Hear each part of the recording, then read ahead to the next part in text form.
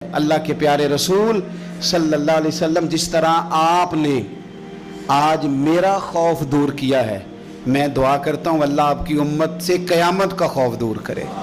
اور میں نے کہا آمین، تو نبی پاک صلی اللہ تعالیٰ علیہ وآلہ وسلم فرماتے ہیں، پھر اس نے تیسری دعا کی، عرض کی یا رسول اللہ صلی اللہ تعالیٰ علیہ وسلم جس طرح آج آپ نے میرا خون بچایا ہے، سنیا میری دعا ہے رب تیری امت کا خون محفوظ کرے۔ تو میں نے کہا آمین۔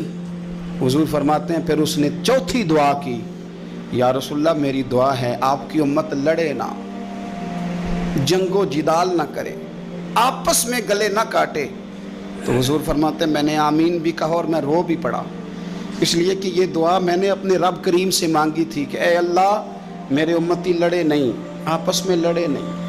تو یارو بچے لڑتے ہیں تو کیا باپ خوش